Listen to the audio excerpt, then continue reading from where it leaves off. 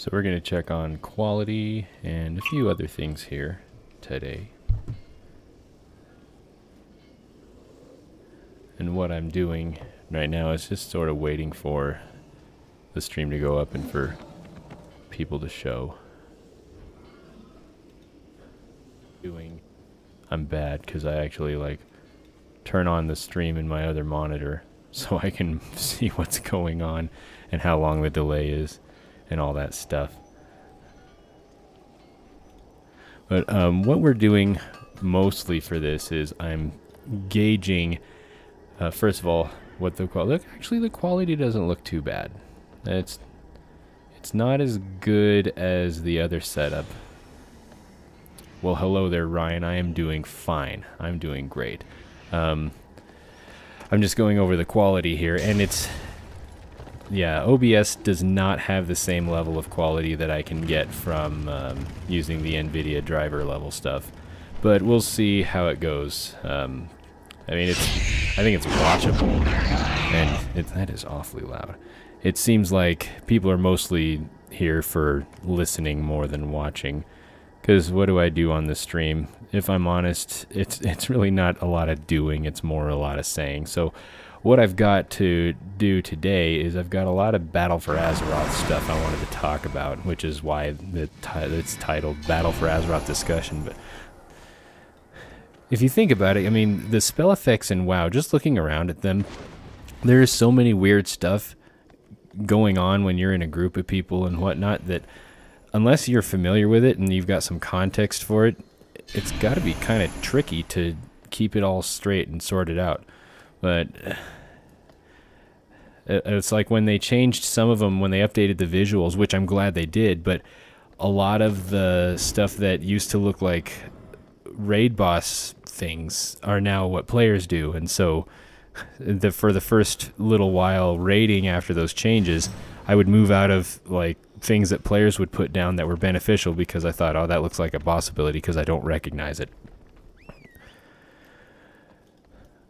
So, Battle for Azeroth. There's a few things that I wanted to go over with this. I've talked about a little bit of this before and shared my thoughts and opinions about some of it, but I wanted to go over some more of the stuff that they've talked about and my initial thoughts and reactions about it, and then I'm sure we'll see where it goes and get off into some kind of tangent, as we so easily do. But I've got to find somewhere to go hang out, and there was something I was going to work on, but I can't remember what it is. It was something that I had to go all over the place for. It wasn't the Lunar Festival, because I'm doing that with my son, and I don't want to do it twice, because I'm lazy. But yeah, I'll figure it out. I'll fly around and figure it out. So, Battle for Azeroth. It's a hoot. I was watching some of the streams from the much more popular YouTube and streaming people that are actually in the alpha, and from what I was seeing, it actually looks really good. A short version of some of the things I talked about last time I did one of these is I'm a big fan of a lot of the changes they made in Legion, and not as much the specific changes as it is I'm a fan of the overall design direction that those changes are implying. Oh, I know what I'll do. I'll go do some world quests. So the direction of the decision making in the game, as opposed to some specific features instead. I think that it's more important to look at it as a larger whole than it is to look at individual pieces of it. And so things that are particularly promising to me are the fact that we have got a good balance between accessibility and... oh, how do I want to say this? Accessibility meaning that people can catch up when they need to, but also we've got a good amount of prestige. And I don't mean the prestige system, but I mean we've got a good amount of value in the process of accomplishing the content that there is. There are plenty of things that you can do that make you feel like what you are doing means something or matters, or it's not just nothing.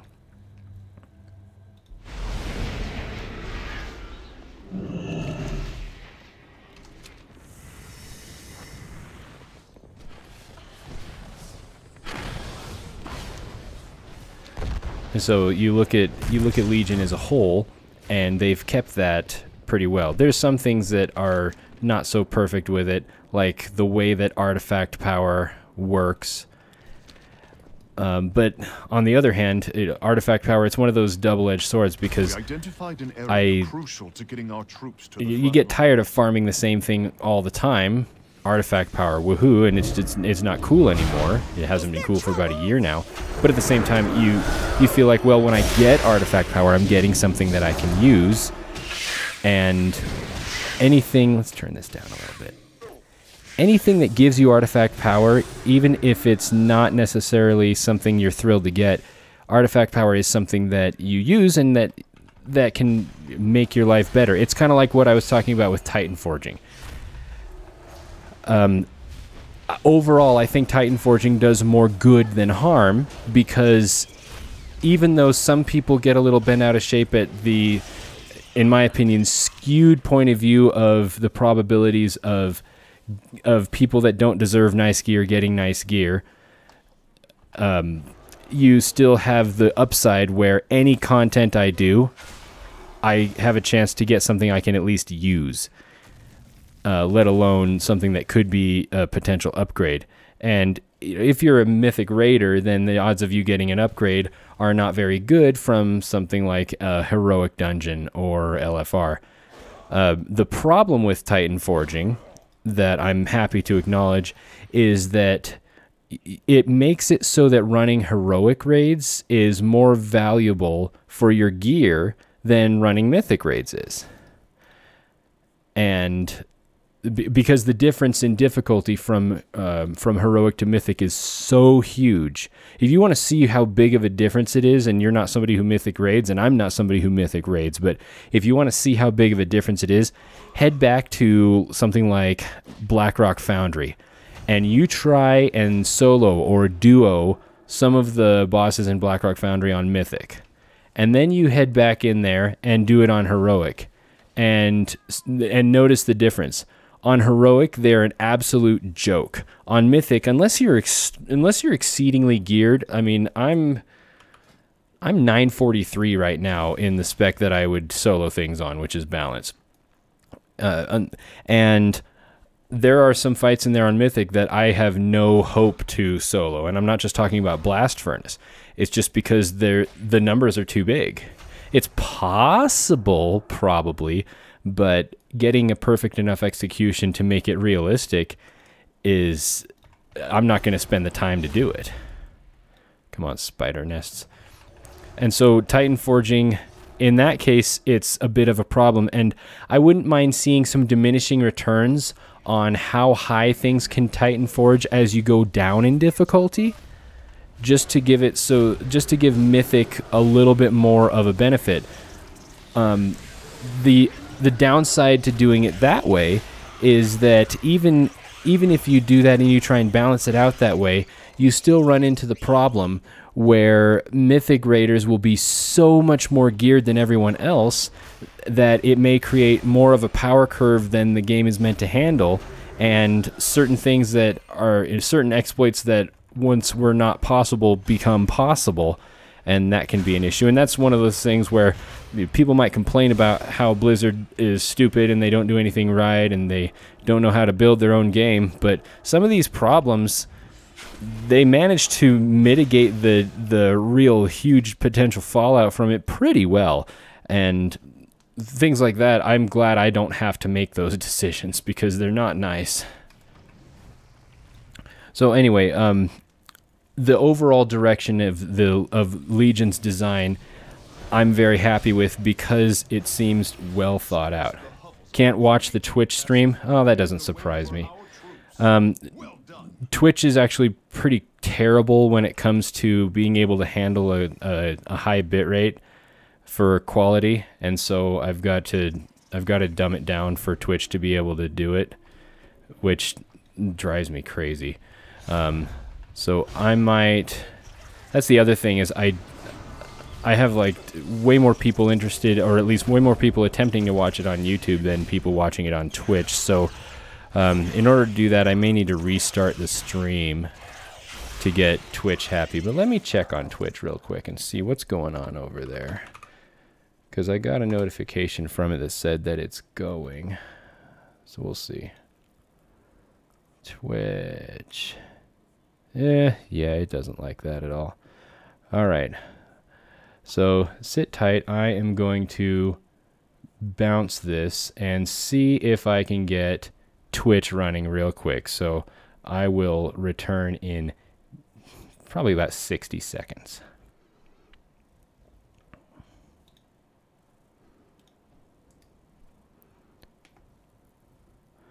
All right, firing this up again to see if Twitch decides to cooperate. There we go, Twitch is up. And let's see how YouTube is doing. YouTube is up.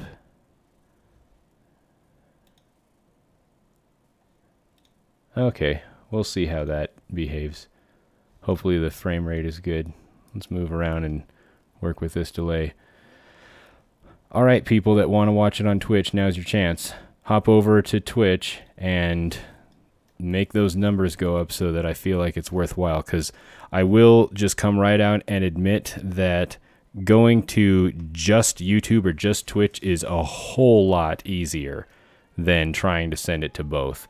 And I know all about Restream and whatnot. That's honestly what I'm using, and the experience using OBS and Restream is kind of crap compared to doing it. Oh, look at that. I see the frame rate is just awful.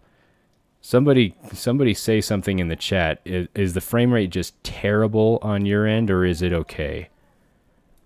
Because that looks awful from what I'm looking at, just glancing over at it. Oh boy. Come here, dude.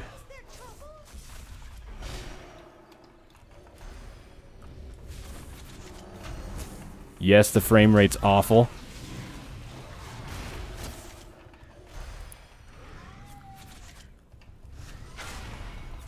Pretty wicked delay too. Boom, boom, boom. It's a good thing that balance doesn't take all that much brain activity to play.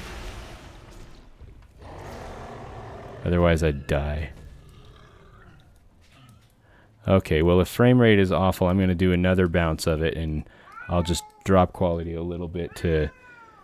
The cat came in. I'll drop quality a tiny bit to get it a little smoother. Well, it seems nice on YouTube.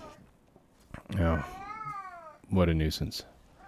Okay, I'll be right back again.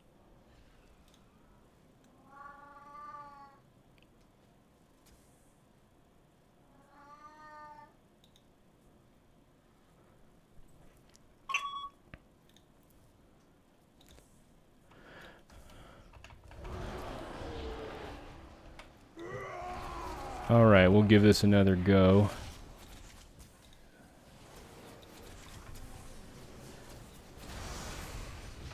I apologize for having to turn this on and off so much. Nothing's ever simple.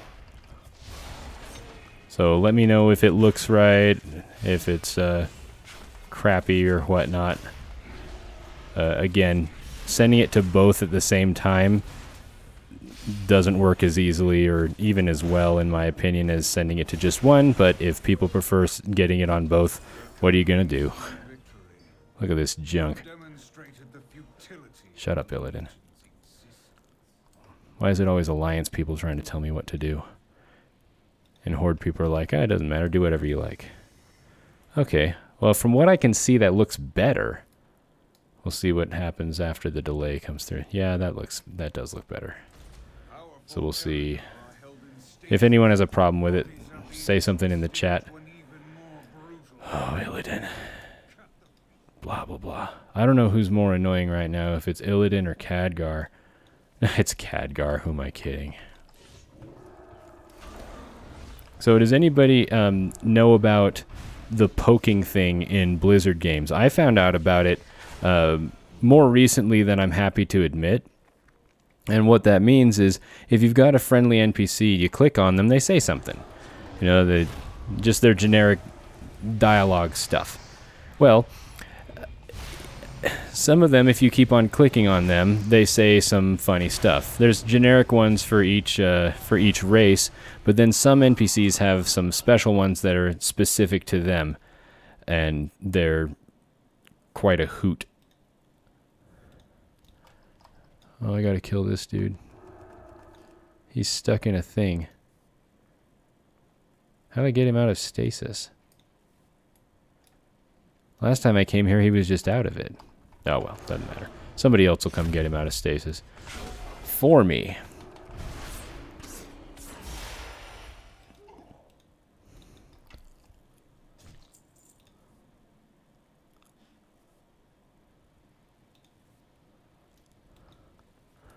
All right, I'm gonna give the stream a couple more minutes to make sure everything looks nice and is stable and all that jazz. Oh, I just click him.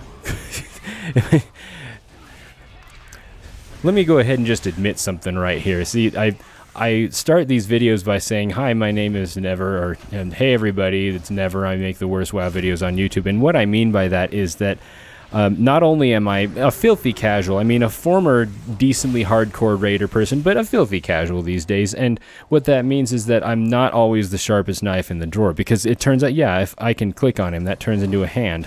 So that's cute. So I messed that up. Because, I mean, there's always somebody here fighting him, and if it doesn't work out right away, I'll just wait for someone else to push the button, and then I'll figure it out. Yeah, blah, blah, blah, Illidan. Okay, so... real quick, everybody, anyone who's on either Twitch or YouTube, if you're able to, if you could put in the comments, how is the stream, how's the quality, like the clarity of the image, and how is the frame rate? If both of those look okay, if they're at least watchable at this point, then I'll keep on going and I'll get back to my discussion topics. Otherwise, I'm going to have to mess with it a tiny bit more just because I don't want people to not want to watch the stream because it looks just so awful. It's awfuler than I prefer, but if it's good enough for people to actually stick around and watch it, I'll compromise. Void, Warden, whatever. Okay, we're going to go kill that guy. I'm really glad that the Legion is dead and over, because there's two things that the last like half of the lifetime of... Yeah, the visual is just filler anyway, because I'm not going to do anything all that interesting, and I'm just talking. Because, yeah, Twitch is ahead of YouTube. That doesn't surprise me. Twitch is a lot fussier about what they will take for streaming, not just quality, but all of the parameters for it. Whereas YouTube tends to be more widely compatible at the expense of specific performance. If you look at it, it's like an iPhone versus an Android phone. With an iPhone, you've got extremely narrow proprietary hardware, and that affords you the ability to do more with less, because you don't have to be as compatible with as many things, and so you can really optimize it for that specific hardware. Whereas with Android, you have a wider variety of things, kind of like a regular Windows computer, and so you have a lot more choices, but holy frick, but it's never as optimized as it would be. Yeah, dude, you shoot it with your big old thing. It's never as optimized as it would be for something where you know exactly what the hardware is going in. That's why gaming consoles can, do a halfway decent job on substantially lower spec hardware, is because of optimization. Okay, good. FPS seems fine. So, on to the good stuff. Let's get some Battle for Azeroth junk up here and start going over some of this stuff, because now I have my now I've got my world quest done, so I can go and sit around. I'll find an interesting place to fly. So I want to speak a little more on allied races because I talked about this before, and I think there's more to say on it. I wanted to talk about allied races versus sub races, and my thoughts on that now that I've given it a little bit more thinking. At first, I thought I really wanted sub races because I felt like the biggest thing that's always been lacking from World of Warcraft, the most frustrating thing about it for me, is that you have such a limitation in customizing your character, how you want them to look and behave. I would say that a good game, or I would say a good massively inclusive game, and what I mean by that is, oh hey, look at that. Really? $8.95 is an upgrade for that? By massively inclusive game, what I'm saying with that is that I really only play World of Warcraft. And one of the reasons that works is because it's every game. There's no way that's better. This thing is snorting blocks. Okay, it's every game. I mean, not literally, but I don't need to go find a social game to play because it does that. I don't need to find a game that's got lots of good progression or a cooperative team play or competitive, against other players play or collecting or whatever. I mean, I don't need to go play The Sims because we got transmog. And so World of Warcraft is a game that can be really the only game you play, and you get a good variety of gameplay, even if it's just doing pet battles, which that's what my videos started out as being, is pet battle-y videos. So for a game like that, I would say that there are 4 pillars, and you've heard this term thrown around if you've listened to game devs talk about game devy things. I would say there's 4 pillars that make a good MMO or a good all-inclusive game. One of them is customization. You need to be able to make the experience specifically your own. You need to be able to do things that make it feel like your choices have mattered in some way, even if it's just that you look different than the other guy. And different, looking cool is subjective for the most part. And so something that, I've got my... You guys are going to love this. Look at this closely. This is what I call my Bilbo Baggins transmog. I made this up on accident one day, and it is really great to go there with my shovel as a farmer. This giant furry horned hobbit. This is my resto spec, and I go around in resto and I do old content so I can see my Bilbo Baggins thing because I'm too lazy to change it to another spec.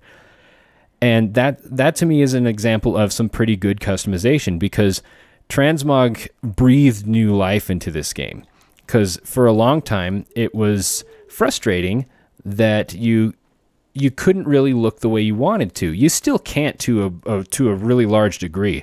We can't change the color of certain pieces of gear or anything like that. Your face and your eyes are connected, and you choose one and it chooses both. And so the options we have with that are very limited. So the next pillar is the world. It's exploration. It's the way you interact with the world. And that has to be good. And I would say that is the strongest thing that World of Warcraft has, is that the thing that makes the game so good is the main character of it is Azeroth. It is the world of Warcraft. That's the main character of the story, is the world around you and everything that it does and everything to do with it. And that's the best thing in the game by far. The fourth thing it needs is... The fourth thing it needs is it needs good progression. It needs rewards that you want to work toward, and those rewards need to be gated behind activities that are engaging and fun to do. And then finally, the last one is social. It needs to have a good way to interact with other people. And so with things like raiding or raided PvP or whatnot, we accomplish almost all of those things simultaneously in a really good way. So those are really good things. And so going along with the idea of customization and how lacking it is in World of Warcraft in some ways, I think that subraces was something that I thought was a good way to address that.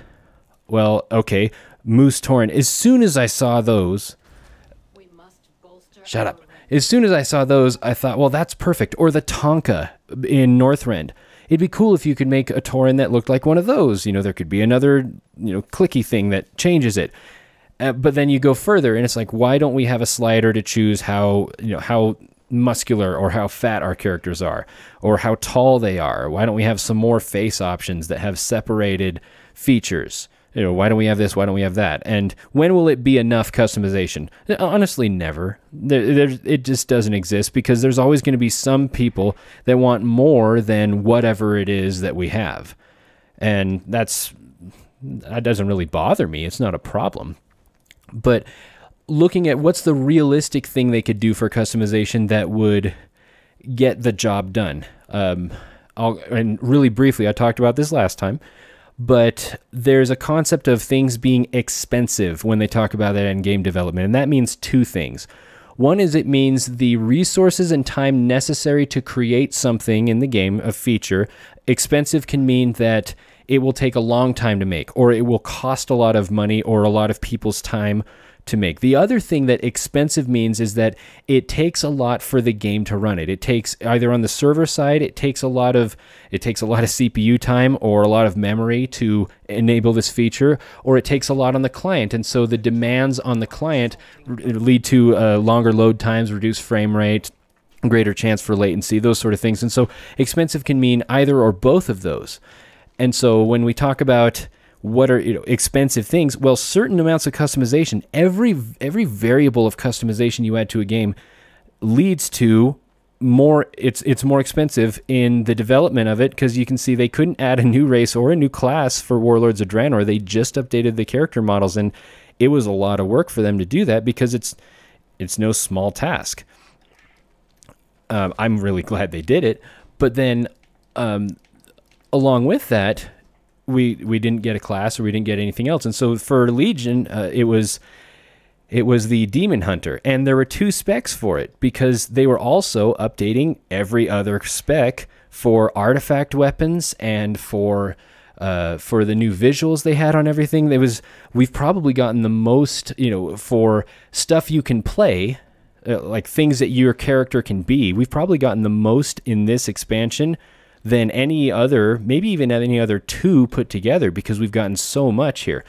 And so going back where I'm getting around to this is sub-races are something that would be rather expensive, because in order to make it work, it would need to, I don't know why I went to Resto for this. In order to make it work, you would need to have a new variety of every race, or people are going to feel left out. They're going to complain. It'll be like the Goblins and Worgen, who are still cranking that they haven't had a model update. And I agree, they deserve a model update. I think that maybe it should have been something that came out in 7.3.5, and we could have waited a little bit for some allied races. That's just my thinking, but I think that's a very necessary thing to do. Maybe I need to wait for it to spawn. Okay, so, oh, there he is. So sub-races are a possible answer, and I thought that's what the thing was, because here's the difference between me and Blizzard, is Blizzard's got a whole group of people that are really good at this, and I just have my own head. And inside my own head, I come up with ideas that I think are good, and then what Blizzard ends up doing is something a lot like my idea, but a little different. I mean, if you go back and you look at, there's something I said where I made a video called The Biggest Problem in World of Warcraft and How to Solve It. And the really short version of it is I talked about how the biggest problem is this massive inflation that we have with levels and with item level and with stats and with currency. These things are just getting wildly out of hand. And so what do we do about it? Well, one of the ideas I had was squish everything down so that there are no more levels. And I think that's a little extreme for World of Warcraft because of just the nature of how the game is built and how it works. But then just come out with new content, and new content's just more max level stuff. And you handle the power distance. The cats are fighting in this room. You handle the power distance with gear levels, and I think that approach would only work for a new game. It wouldn't work for an existing game, especially one where levels are such an iconic form of advancement. Are you wounded? No. And so the next idea was, how about we say the new max level is 60 again, and all of the expansion material is tuned for level 60. All of the expansions go up to level 60, and then the new expansion comes out, and then that is all level 60 stuff. And we do the advancement through gear, and then that's how we keep it down, because then when that expansion becomes an old expansion and we get another new expansion coming, then that one just kind of goes down to the same power level as the previous expansions, and then the new one takes its place. And so we just kind of dial it back every time, like a planned miniature stat squish each time. And so I went on with several ideas like this, and it come to find out that, well, here we are, and we've got the scaling that's been applied to the game. I was very happy to see that, and that came after I made the video, and I doubt that what I said in the video had any influence on what Blizzard did, because it's a pretty easy solution to arrive at. But it was neat to see that they thought the same thing that I did, to a point, but then they made it a little bit better, because they were able to come up with answers to some of the technical problems that I didn't even guess would have been possible. Like the way that you can be a level 102 person and you can have a level 109 person with you, and the game just does the math and accounts for the difference. It's fantastic. And so applying the level scaling to all of the old zones, so that the old world stuff is 1 to 60, and then we've got 60 to 80 for Outland and Northrend the way it is now, and the rest of it on the way up. I think that's really, really great, and I hope that they do... That's a dungeon one. I hope they do more stuff like that. We can do this, Warden Tawa. I hope they do more like that. In fact, I'd like to see them extend the level range of... Oh my gosh. Can somebody in the chat let me know if the cat is so loud that it's hard to hear what I'm saying, or if it's distracting? Because if it is, I'll put him out. Anyway, I like the level scaling, but I'd like to see it go farther, because we still have the biggest problem with the level scaling sticking around, and that is you end up with an anachronistic path through the story, where you start with... Okay, or you start with Cataclysm, and then we go back to either Northrend or Outland. And Northrend makes the most sense, because from the way that I went and watched the trailer again for Cataclysm while I was watching some other stuff, and the way they made it sound is that Deathwing showing up happened sort of simultaneously with the campaign against Icecrown Citadel. At least as far as the story goes, so that you can kind of do that a little bit, but I would still rather have seen all of the expansions just scale up to like level 100. So you could go from 1 to 100 in anywhere that you want, but certain places wouldn't be accessible to start in until you get up to the right level for them. And I think that would be fine, because I think there's probably enough content between Eastern Kingdoms and Kalimdor to get you all the way to 100. It would be interesting if somebody had a way to test that, because I don't want to think about it long enough to come up with an answer. But I would suggest that would be the way they do it, so that you could really pick your path and do it however you want, instead of having to go back in time and do all that stuff and be very Warlords of Draenor-y about how your story plays out. But it's a nitpicky thing. The other thing that would be nice is if you wanted to go a step further with that, I honestly wouldn't mind it if you had the option, not necessarily being mandatory, but if you had the option for the game to have everything scale up to max level. So I could go back to Durotar and the Bowers would be level 110. I wouldn't mind that personally, just because then everywhere I go, I would feel like it's a little more worthwhile what I'm doing. I would maybe want the gold that drops to scale up with it, just so that I felt like it was more valuable. But imagine how much more enjoyable it would be to go do Lore Master if all the quests provided the approximate challenge that they would have when you were leveling through them, maybe a little less just because you've got... Okay, that's embarrassing. That's not the first honor level 2 that I've gotten to, because I did another thing. I talked about this last time where PvP in Legion is really weird. It's one of the most messed up things about the expansion because if you look here, this is a PvP area, right? Well, guess what I've never done here? It's PvP. I've only seen an enemy player in one of these Warden Tower areas 2 times. And I think one time we just looked at each other and then nothing happened. So, okay, time to go back to Thunder Totem. This, by the way, this little dot thing, I forget what the add-on's called, and I'm sure somebody in the chat will remind me, but this is, I cannot say how useful this is. I thought, oh, that's kind of neat. I'll give that a try. It's become one of my new very favorite add-ons because it makes planning things on the map so much easier. Let's see if I can find it while I talk. Oh, where is it?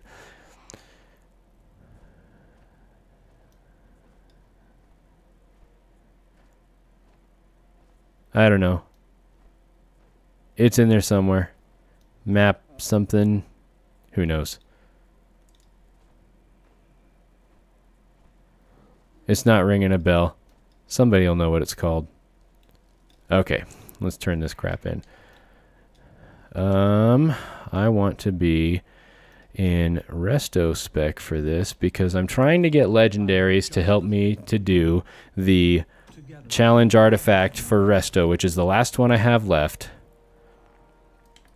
And I want to apply my artifact power to that so that my resto spec becomes as strong as possible so that it can make up for how badly I am at healing. How badly I am at healing. I'm really bad at English today too, it seems like. Which is a really unfortunate thing because it is the only language I know how to speak. Well, I thought it was handy notes too, but it doesn't seem right because I found it just by itself as a standalone add-on. It might have been something that plugged into Handy Notes, but I'm not sure. Anyway, maybe Handy Notes does the same function and I just have redundant add-ons. Oh, that's kind of neat. Oh, whatever. Okay, let's sell this junk.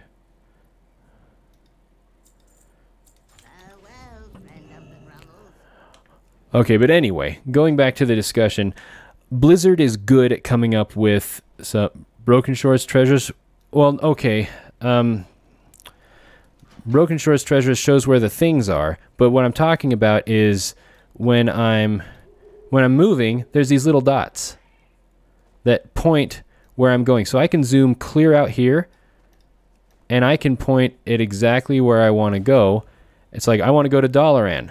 All right, now I know I'm pointed in exactly the right direction, because it's kind of hard to estimate where that arrow is going to land you, but this tells me precisely where it's going to go. And so that's the thing I'm talking about. And I mean, maybe it is Broken Shores treasures, but I kind of doubt it, because I've had that in there forever. Let's see. Now it's going to drive me crazy till I find out what it is. Where do we go now? I think that's it. I think it's actually that one, because it's showing where we're headed next.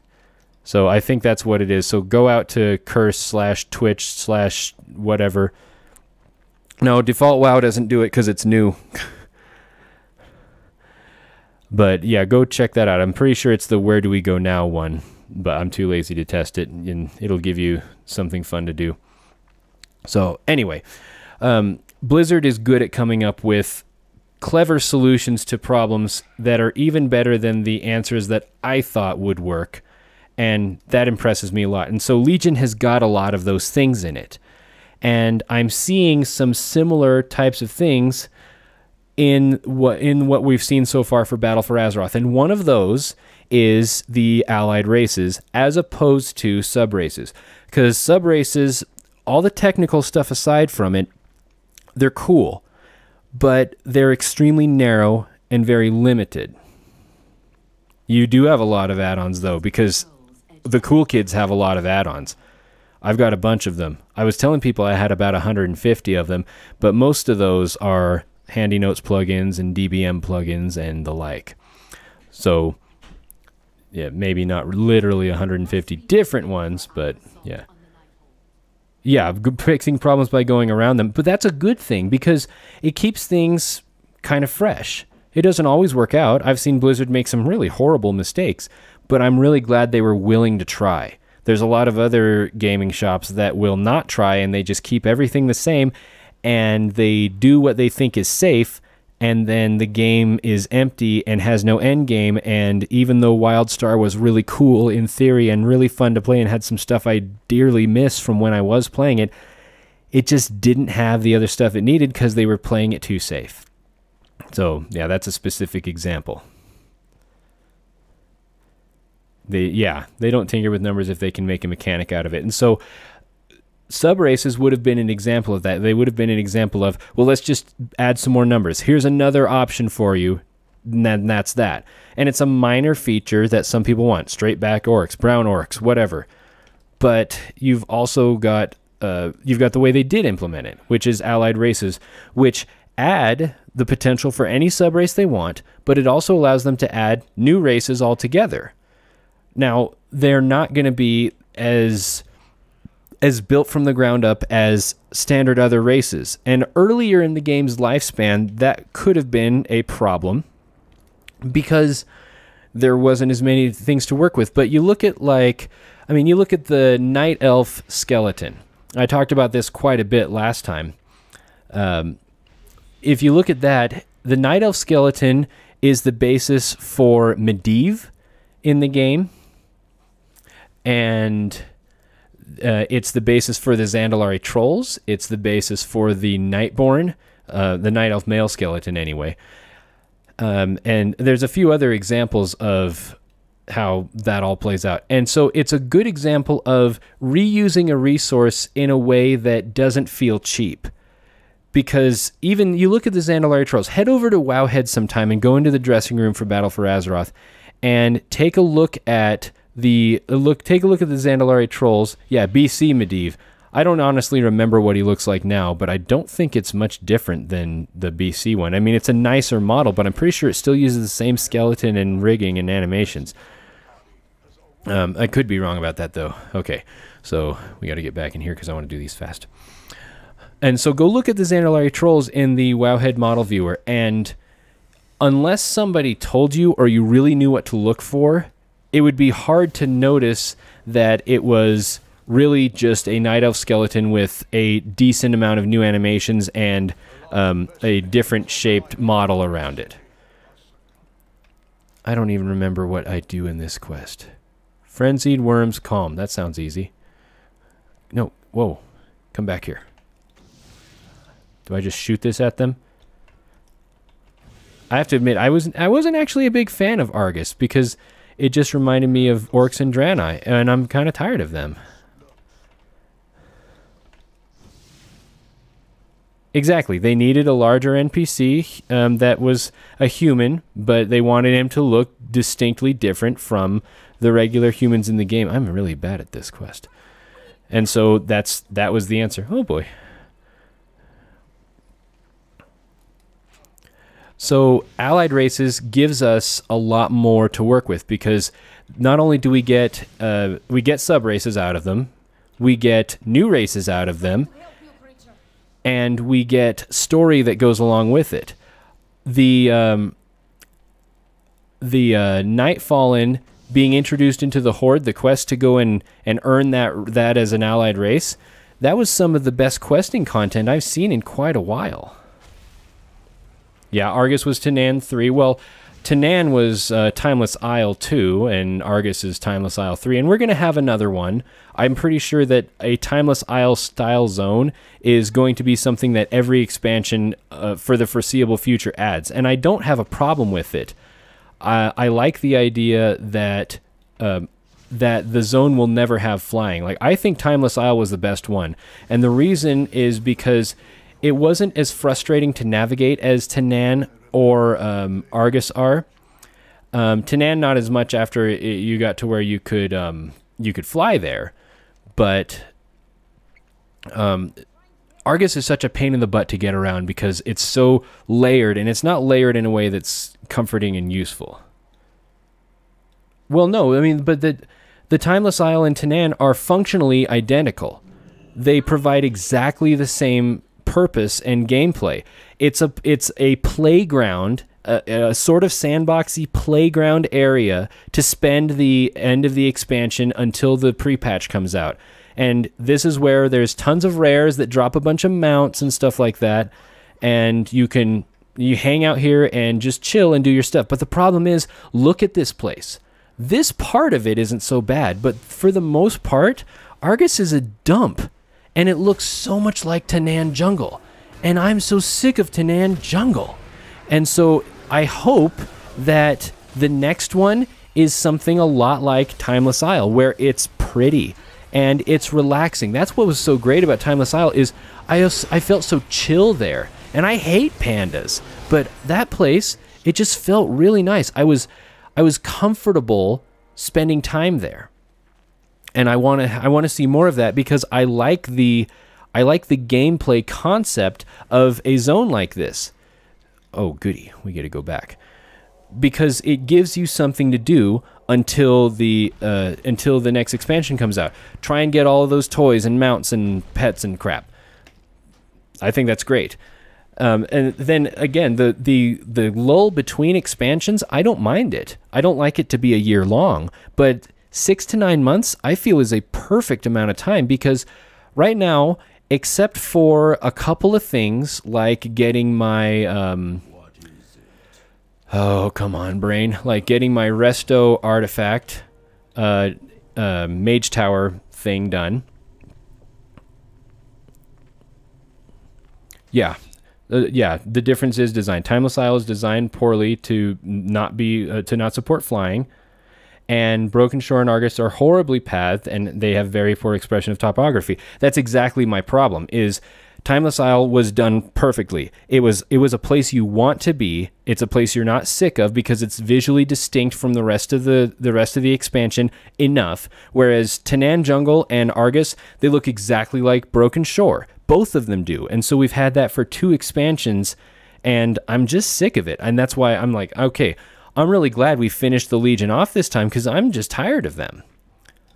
Let's open this stuff and see what we got. This is shards that I will forget to use. This is something. Okay, whatever. This is lying to me because it's not better. For Claws of Ursoc, I don't know what. Oh, it's a fire artifact. That's why it's better. I was thinking it was a life one. Well, remember what I was saying about not being the sharpest knife in the drawer? You saw it right here this second. I just DE'd something that I should have kept. All right, now the question is, do I want to buy all of these things? And the reason that I'm bringing this up right now, so we're going to pause the discussion for just a minute, is if you look at this and you look at that, I'm working on this, and I only need 6 more mounts to get to the Fellfire Hawk. Look how many of them there are. There's so many. I don't even know what mounts would fit in the rest of these. But I only need 6 more. And as it turns out, there's 4 there and 2 there. So I could do this. But that's 48,000 gold. And the question is, do I really want to spend 48,000 gold to get these? Yeah, let's do it. I wonder if I sell them back if I'll lose the achievement. I wonder if I will. That'd be... I don't want to bug it, though. Oh, well, I guess I can't sell them back after I learn them. So, we're just going to learn them. Oh, there went a lot of gold.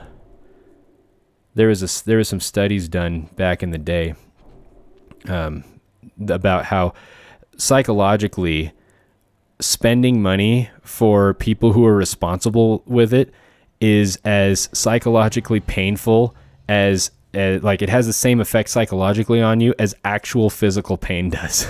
And I think that's funny.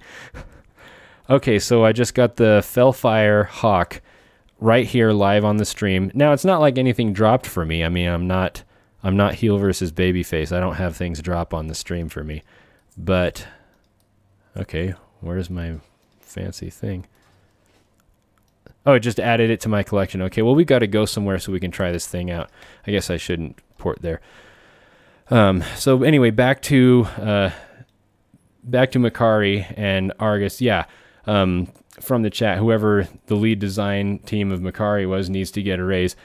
Yeah, it's fantastic, and it's not like the rest of Argus, which is just like Tanan, which is just like every other Legion place ever. I mean, I got sick of that after Endgame was in Shadow Moon Valley and Outland. It's just the black with Fel on it. I'm so over it. And so the next one, I mean, you look at Battle for Azeroth and look at the places it is. It's a jungle or it's a rainforest. I mean, basically, Zoldazar is kind of like, it's like one of those Aztec ruins in South America, but not all ruined. And so that's kind of nice. Or you've got Kul Tiras, which looks like it's basically Portland. And I mean, I've lived in Portland for a while, and I wouldn't wish that upon anybody. So the Alliance, there's probably going to be an increased amount of suicides in the Alliance as a result. And as a Horde player, I'm going to reserve judgment on what I think about that. So just a second. I need to answer something real quick over here.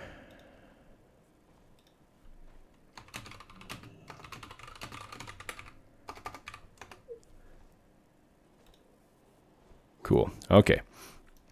So somebody else has Blinktron here.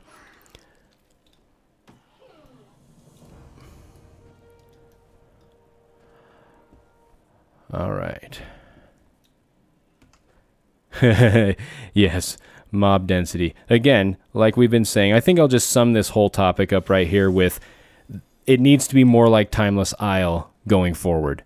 That's what we need is more Timeless Isle stuff. Now, I would go back to Timeless Isle, but I did almost everything I want to do there. I still don't have the achievement for getting all the stuff there because during Timeless Isle was kind of a weird time for me playing.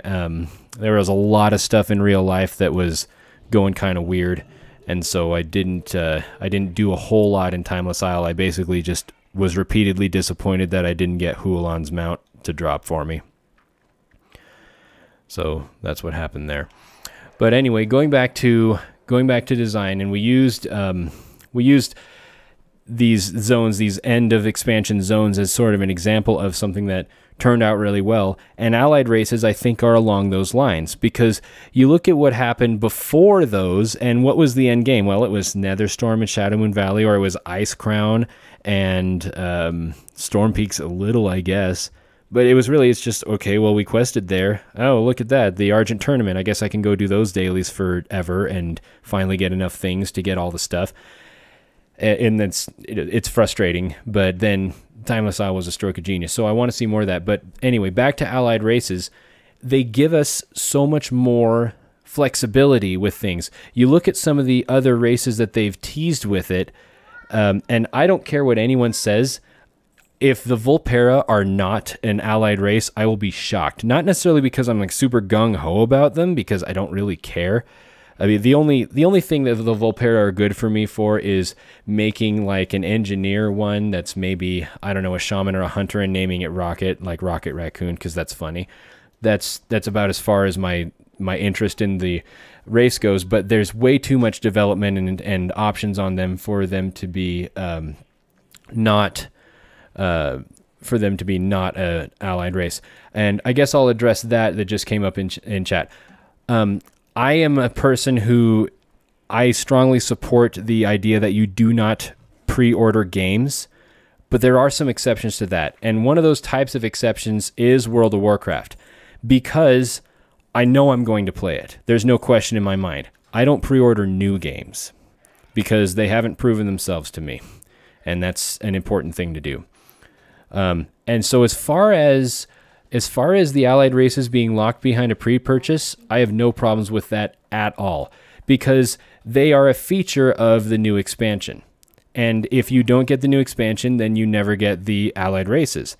I mean, imagine if the artifact weapon quests had been available in the last patch of Warlords of Draenor, or in another patch after it, and you could go get your artifact and it would just be a good weapon until the expansion came out.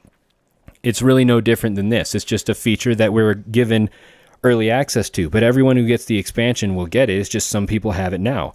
We had early access to Demon Hunters, and frankly, for this type of a game, in context, I don't have a problem with that. Because you're going to get the expansion anyway. It's just a matter of when, and if you do it sooner, you get access to that stuff. So there's some times where I think that's a problem. This is not one of them.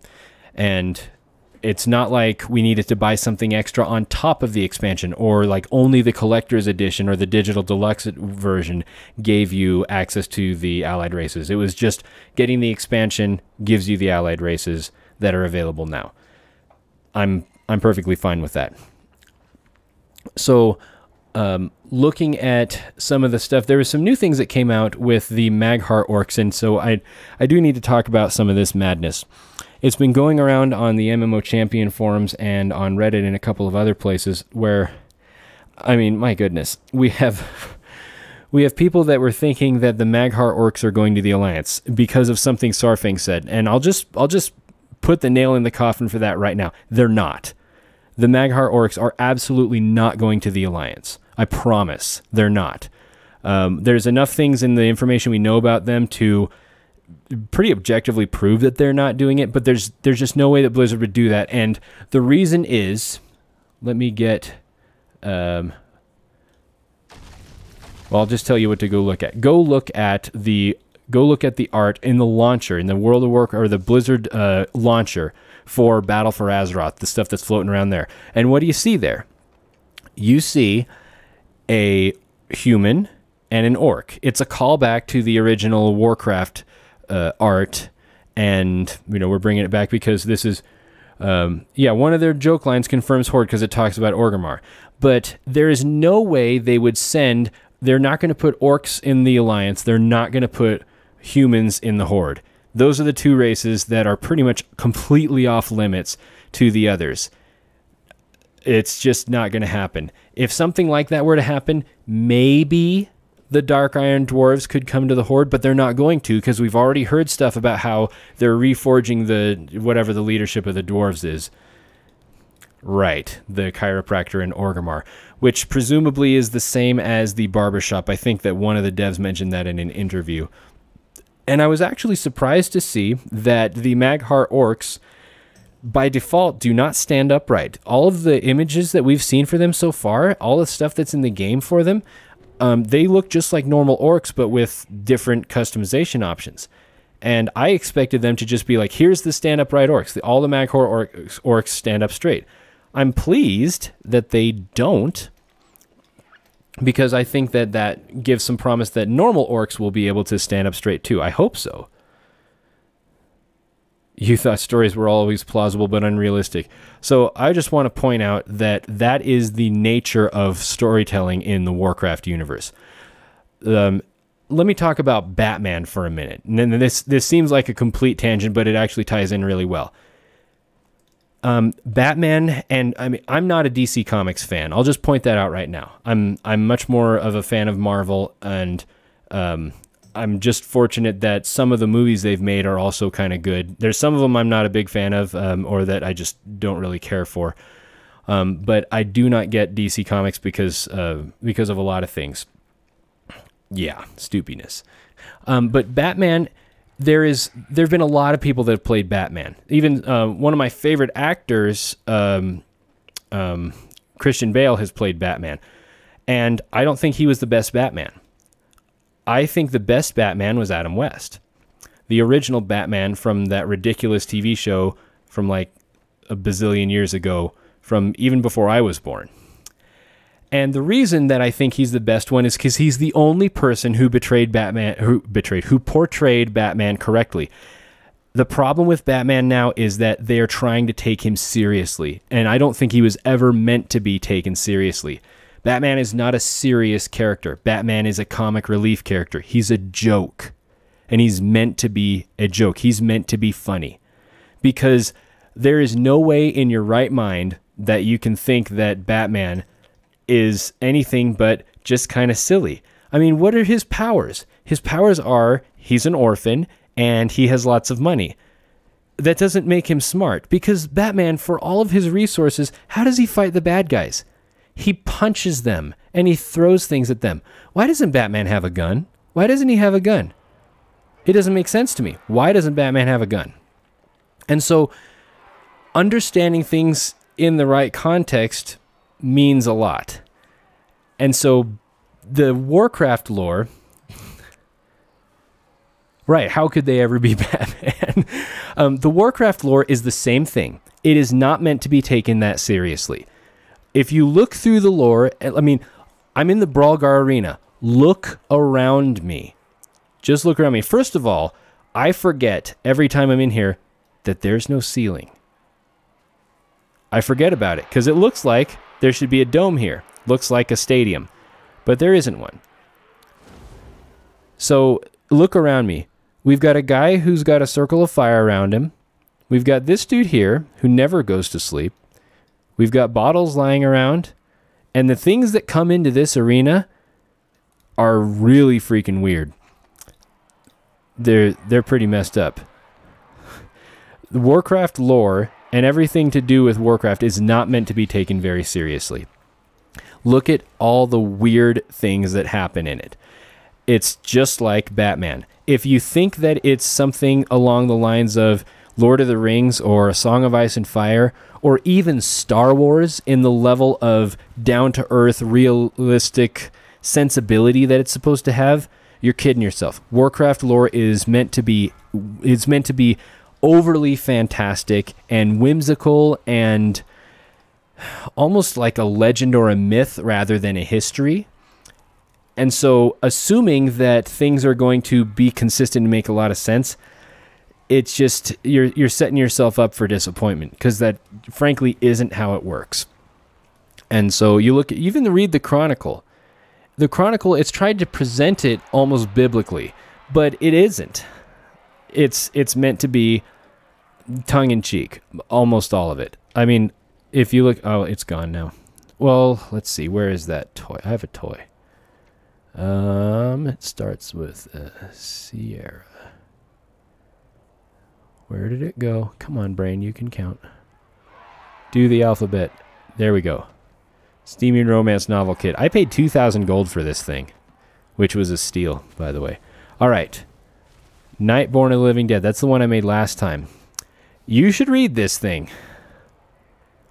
Right? Warcraft is 80% Simpsons reference. But the thing is, I mean, I would even go farther to say Warcraft is 90% references. This is really something. If you're on Wormrest Accord, I'm going to put this up on the auction house so you can buy the steamy romance novel about the Nightborn. It is really something. So those of you who are over 18, you can come and buy this. If you're not over 18, then I don't care what you do. You know, talk to your parents. But I'm going to put this on the auction house. And so if one of you buys this, then I'm going to know. And you can tell me on the stream what it was. If anyone's interested in me talking about my TSM setup or how I use this, it's something I've actually pretty recently learned to do. I would be more than happy to go over TSM, what it's done for me, and how I set it up, because I'm a lazy person. And I'll go back to something that Bill Gates said once. Bill Gates said, I always find a lazy person to do a difficult job because they'll find an easy way to do it. And that's how I like things to be. I don't like them to take me a lot of trouble or resources to get them done. And so with my implementation of TSM, of Trade Skill Master, is very straightforward and very simple. And I'd be happy to make sort of a guide, more of just a here's how I do it on that, if anyone is ever interested. So spout off in comments or whatever if that's something that you would be interested in. There are much better resources out there, but sometimes seeing it from the point of view of somebody that you're familiar with how they talk. Actually, my groups are all custom made. And I haven't imported anyone else's groups at all. My groups are all, I build them myself. And it takes a little bit of doing here and there, but it's not a wide variety of things that I do with it. It's really narrow because I want it to be, I like to simplify and focus. I want as few things to worry about as possible so that I can spend more time and attention on the things that I really care about. And that's sort of like a for my whole life principle that I try to apply to everything. Simplify and focus. It'll get you really far. So yeah, with TSM, so far, none of the changes have really impacted me much, but I'm expecting add-on updates anyway. They've got a really nice overhaul to it coming with version 4. Also, if anyone in the stream is on Wormrest Accord and wants to say hi and be on TV, then just say so and I'll come and find you, because I'm really not doing much of anything important. I think I'm going to go and take some selfie pictures. And so now we get to go up to Nordrassil, and I'm going to fly there so we can look at the pretty night sky instead of take the portal, which is right down there, so that it takes up time so I can talk a little more about, oh my goodness. So the cat that you probably hear in the background, his name is Thor, and he is part Bengal, and he is the noisiest cat that I've ever met. Most cats will meow to communicate with humans, and that's why they do it, is because they're mimicking the sounds we make as best as they can. And you can actually observe this if you go to different countries, or if you watch or listen to people from different countries. The cats in those countries sound different because they're trying to mimic the humans there, and people sound different in different countries, which I thought was really fascinating when I learned it. But anyway, Bengals are different. They will talk out loud to nobody or themselves about anything. And yeah, Thor will go around, the cat's name is Thor. Thor will go around and he'll just talk for the sake of hearing the sound of his own voice. And that was really cool for the first couple of years. And now, would I get another Bengal after Thor kicks the bucket? Maybe, but that's a lot to ask, because this happens all day long. He shouts at things. So, yeah, like I said, if he becomes annoying, just say something. So the last little bit about allied races is I wanted to talk about some of the upcoming stuff that we know about them, and some of the races that we already have. I am an unapologetically biased person to the Horde, and that would be a whole nother discussion as to why I think so. Why I think the Horde are in the right and the Alliance are actually in the wrong, objectively. That's a whole different discussion. But I wanted to talk about each of the races a little bit and my initial impressions of them. But understand, this is coming from somebody who only plays Horde to any... I'm not very familiar with those, but I'll have to check those out next time I'm in the market for a cat. That makes it sound like I eat them. That's not what I do. I've had a lot of cats in my life. So I'm going to discuss my impressions and thoughts of each of the different allied races that we've seen so far, and then some speculated ones. But understand that this is from the point of view of somebody who exclusively plays Horde. Legion has to be the Horde or not actually evil. I'm not sure I understand. Oh, Bengalese, yeah. Okay, yeah, any Bengal-ish cat. He's half Bengal, Thor is. The other half, I have no idea what it is. I mean, he looks like a giant version of your typical orange striped cat.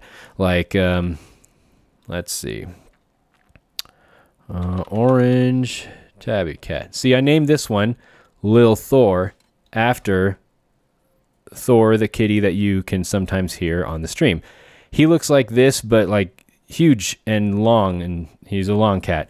He's really big.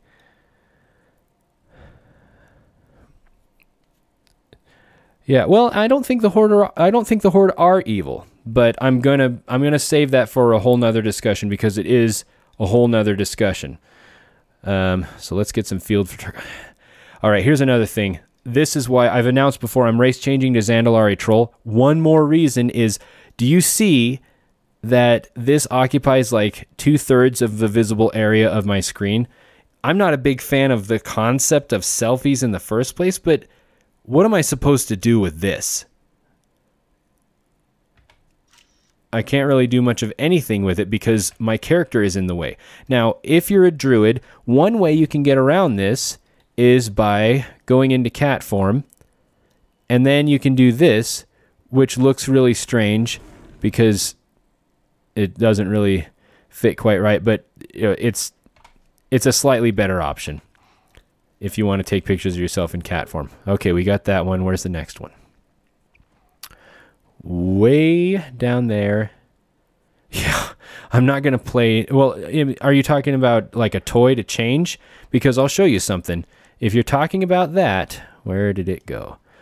Right here. If I go with Mana Storm's Duplicator, and yeah, if I learn a gnome, here's what happens if I use the camera.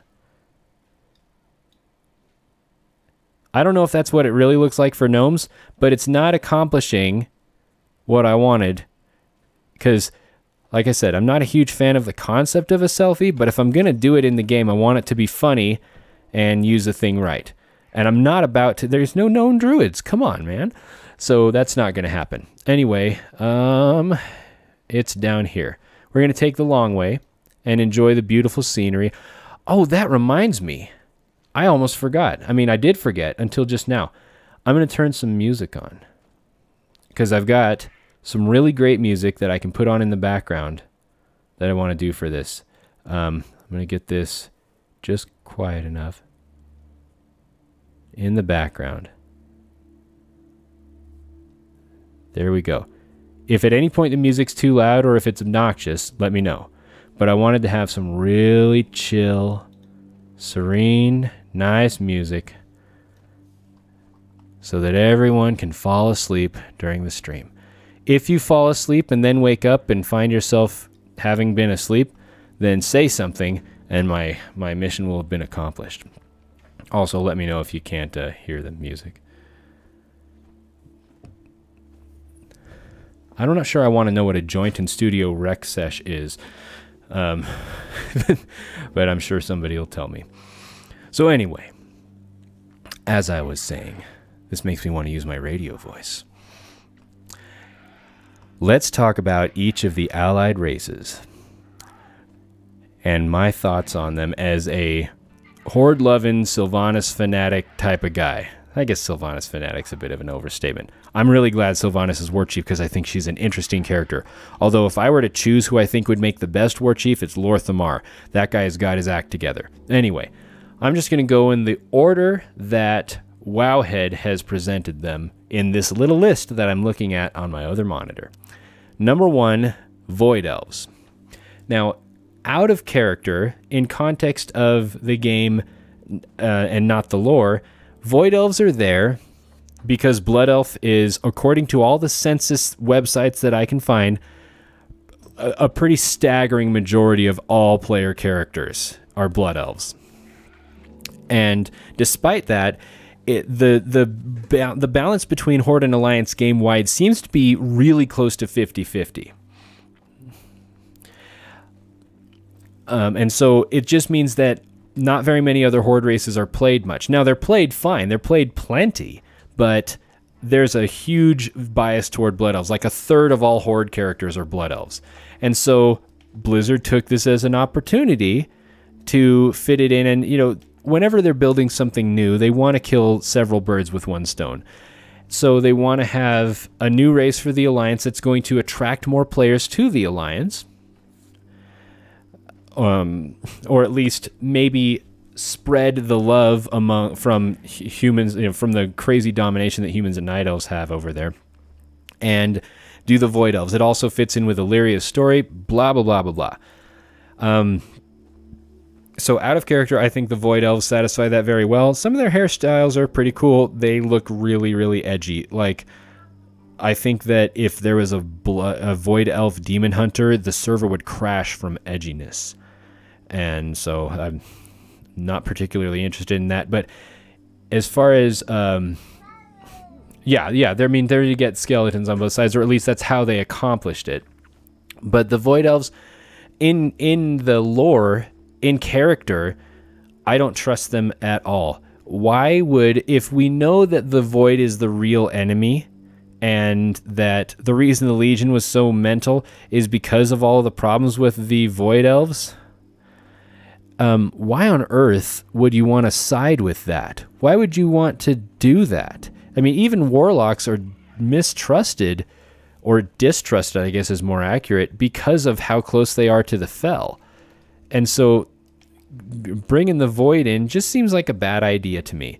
And so Void Elves, I think that they are ticking time bombs that we've got to keep a close watch on and at arm's length. So that's really all I have to say about Void Elves. They're interesting, and I don't mind them being in the game, but I think the Alliance is being incredibly foolish by siding with them. And I think that if you watch, let's go on to the Nightborn. If you watch and play through the intro story to the Nightborn, to unlock them as a race, that's one of my favorite pieces of content that we've gotten in a long time, because it so perfectly illustrates exactly why I side with the Horde versus and why I don't agree with the Alliance. I won't spoil it in case anyone hasn't been through it yet, because it's really good. But the Nightborn as a race joining the Horde, I think that we all can thank Tyrande for that. And I do think Tyrande is one of the most useless characters in Warcraft. She has done really nothing good or useful in quite a while. I mean, she does have that like owl trick in Heroes of the Storm, and there's some really cool plays that people have made with that.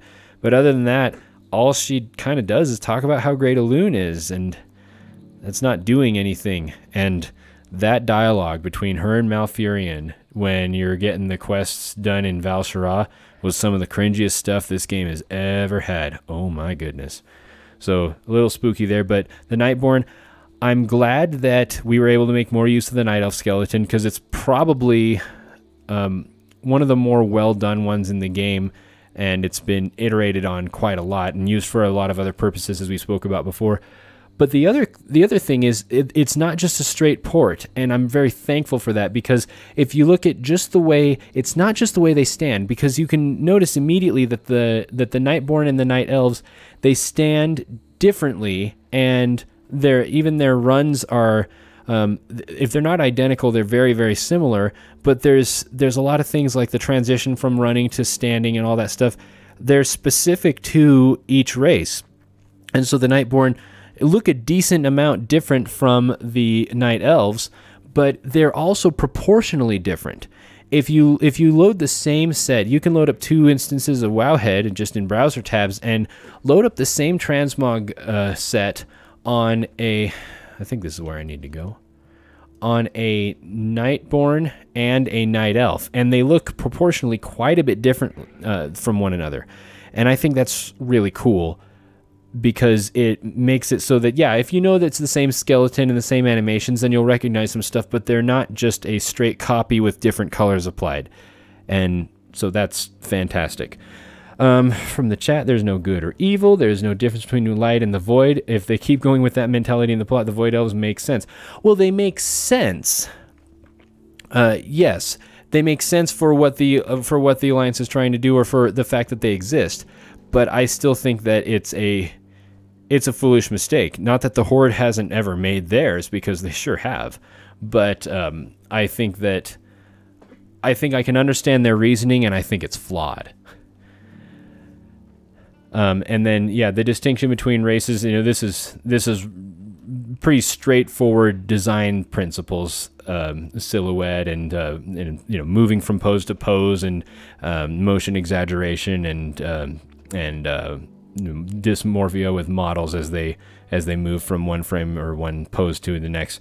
And Blizzard's always been just absolutely masterful at that stuff.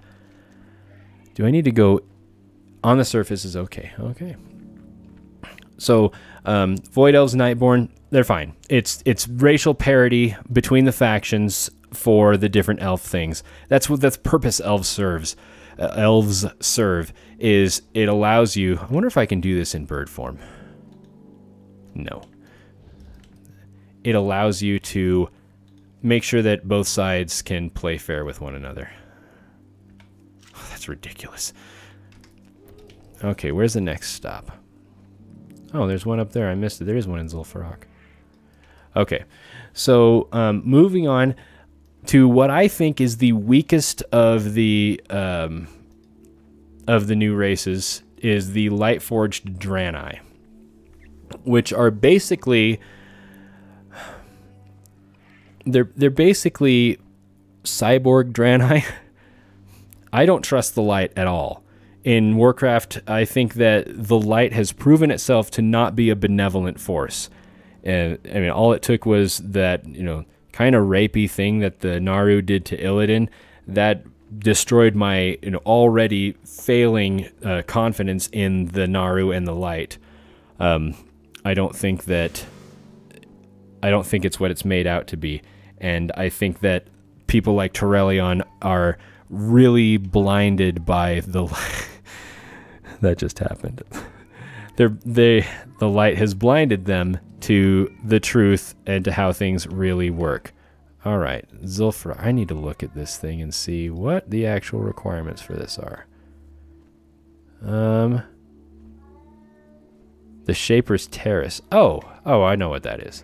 That's over here. I thought it was Zul'Farrak. So Lightforged Draenei, here's the good thing they had going for them. Tepartos is the best Alliance character. If I had to choose who was going to be the new king of the Alliance, I'd choose Tepartos, because that dude is hilarious. I really like him. So that's the good thing about the Lightforged Draenei is Tepartos. Let's see, what else can we do? What does it look like if we use an orc? Oh, that's marginally better. It's just not me. Okay. Did we get that one? We got it. Okay. Where else do we need? Oh, man. Well, I know where we're going next. Okay, let's roll the dice. For any druids who don't know, go to the Order Hall or to Moonglade and you can get this toy called Nature's Beacon, which does this. Kalimdor. So we've got to wait a minute so we cast it again. I know I could go to Eastern Kingdoms the fast way, but it's so much more fun to do it with a little bit of randomness. Hey, look, all of this kindling. All right. So Lightforged Draenei. Meh. Some people are really gung-ho about them. Their armor looks cool and whatnot. Their racial mount is kind of weird because you can't see where you're going when you're on it. I don't get it. I think they could have done something more interesting, but I understand why they did Lightforged Draenei because it fits inside of the recent lore very well, and not everybody has to like it. If the allied races we were getting were only the ones we've already gotten, then I think the Lightforged Draenei would be a huge mistake. But since we're getting more of them that are probably going to be more interesting and require more development time, I don't mind them being in the game. I'm not particularly interested in them. And so moving on to the allied race that everyone has always wanted, the High Mountain Tauren. Good night. So the High Mountain Tauren. Yes, the Blasted Land. I want to show you something around here before we get too far. I want to show you one of my very favorite places in the game. It's right over here. It's in the Blasted Lands down here by the Tainted Forest. This is called Surich. And this is a British type of word. It's not Surwich, but it would be Surich, as I understand it. And there's people here. Not always. Sometimes there's not people here. But anyway, this looks so much like where I grew up. I mean, obviously not exactly, but this place, a very green place by the sea that's gray and overcast and stuff, this looks very much like where I grew up. And so this is one of my favorite places in the game because it's really like personally nostalgic for me. Oh, hey. There's 110 guys here now? Did they update this place? Because it used to be pretty empty. Well, at least... Okay, dude. Alright, well, whatever. Maybe this is a quest hub for the Alliance, but I've come here. I've shot videos here. But looking out at that, I grew up a mile from the ocean for my teenage years, and it did not look too dissimilar from this, except there was actually a beach.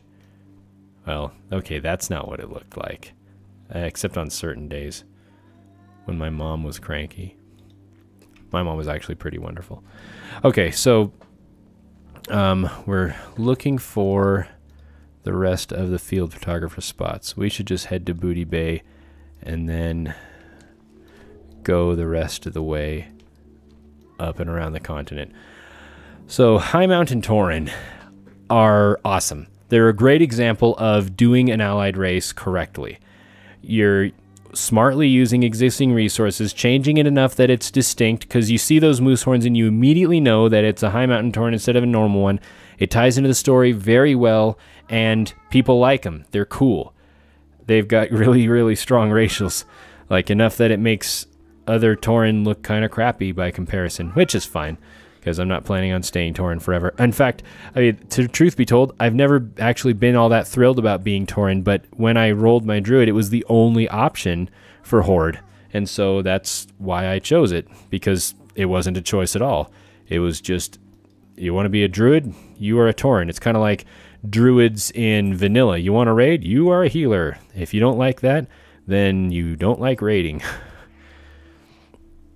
So there's not a whole lot to say about the High Mountain Tauren, but also I guess I'll point out that their intro quest, the quest to acquire the race, not starting playing as one, but the quest to acquire them is also outstanding. And it's, if you want a precursor introduction to what Battle for Azeroth is actually about, that's it.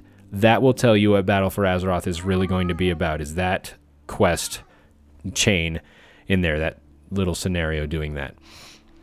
So the final two that are confirmed are the Dark Iron Dwarves and the Zandalari Trolls. Now, the Dark Iron Dwarves, I don't know as much about. I know a lot of people want them. I'm not really sure why, other than they look cool, but they're there. So if somebody's really into Dark Iron Dwarves, then go ahead and point out to me what's so great about them, because I can't say that I really get it, but I know it'll make a lot of people happy, and it's a good choice. I'm glad that they went with High Mountain Tauren instead of Grim Totem Tauren, because, well, guess what? The Grim Totem Tauren look just like regular Tauren that you can already be. You just have to say that you're Grim Totem. Okay, there we go. Next is... Do you think we can make it without dying from fatigue? We're sure going to try. Alright, so then we've got the Zandalari Trolls, which I'm the most excited for because that's what I want to race change to, because as I've pointed out before, I really want to be a Horde Druid with good posture, because posture is important to me, and finally I'll be able to do it. Because even though Tauren are actually, they do have good posture, they still have a goofy skeleton, and they're a weird creature and doesn't quite fit with what I identify with. That sounded so bad. So anyway, I think they're fantastic. It's a brilliant reuse of existing resources, because if you remember, if we go over to Throne of Thunder, the Zandalari Trolls are all over there, and a lot of them are using the model that has been updated even more to be the allied race. And so they're kind of a special thing in that they not only are they an existing resource, but they're one that's been iterated on more than the other ones that we've talked about. Oh, this isn't in Vegir. No, that's Vegir. This one is the Westfall Lighthouse. I think I forgot that Westfall is that close to STV, but yeah, they're just kind of right next door neighbors.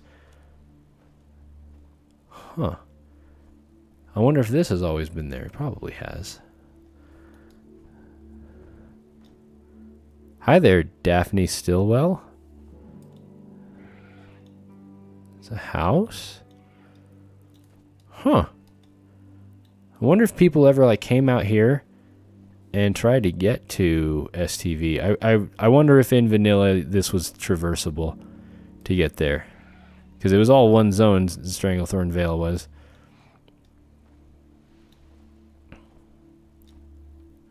What are you?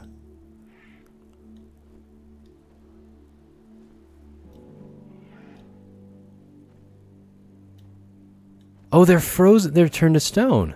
Huh. And this thing's 110?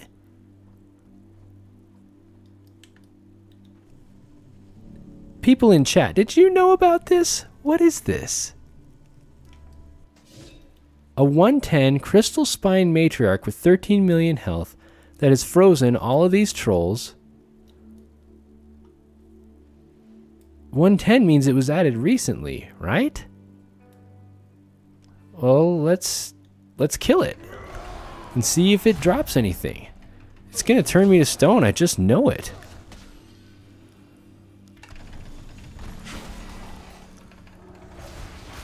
Alright, it better drop a mount of itself.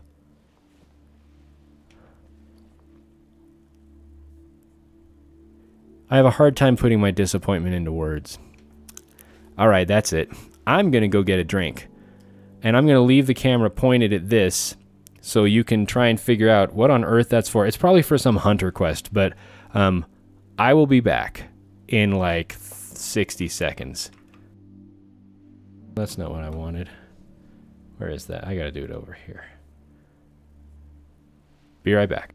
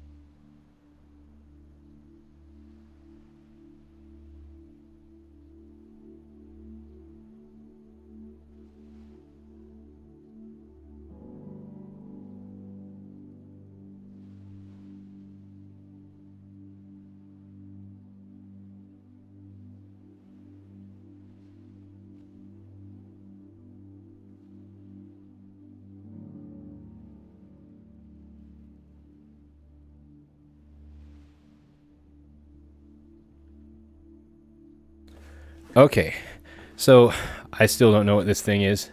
He's a unique creature that hasn't been mentioned. Yeah. Better kill it.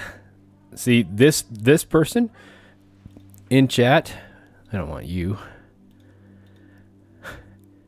TSMFT89 has played World of Warcraft before. Knows how this goes. Here's a special creature. Better kill it. Okay, we better go up to Westfall. Oh, this is where the boat comes out, right? Right? This is the Goonies place. For the dead mines. From back in the day. There's this...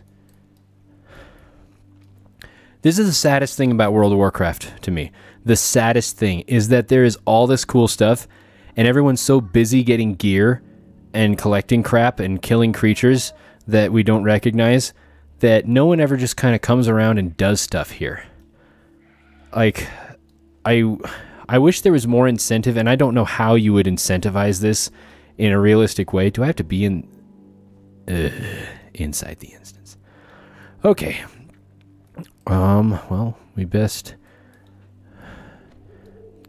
I don't remember how to get into the dead mines. Is it... It's over there. Is it over there? Somebody who plays Alliance, remind me how to get into the dead mines, because I don't remember. It's got to be this barn, right? Oh, it's been so long. Like, the last time I played Alliance in this area... this house, the barn, or is a different house? Oh, wait, no, it's down... Is it down here, or is it's up and around or something? Oops. Yeah, there's a shaft or something down here. This was seriously like back in vanilla was the last time I did this stuff. It was so long ago, because when I first started playing, it was a coworker that had me start playing, and they were Alliance, but then I had to stop playing. I had to stop playing because of some real life stuff. I had a lot of things to deal with, and so then another buddy had me come back and start playing with him during Burning Crusade, and so I actually missed the launch of Burning Crusade, which is one of my few regrets for this game. But anyway, then from then on, I've played Horde, and I didn't really pay much attention to it until like Wrath of the Lich King, what the difference was or anything like that. But that's what I did. Was I was playing with my friends, and oh, brainwashed noble. We have got to kill him, because I don't recognize him, so he better die. Boom. Does he drop something good? Maybe I'll sell them. Maybe. Where's the instance portal? It's like right below me. No. Oh gosh, I've gone the wrong way a lot.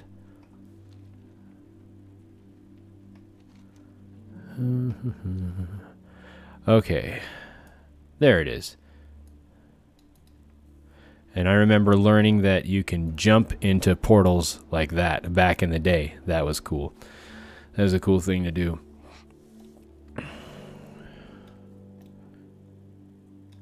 I'm going to go back to Bilbo Baggins mode because we're having an adventure. What is the goblin teleporter doing here? Can I just take the picture anywhere in the instance? Well, let's try it out. Okay, did that count? No.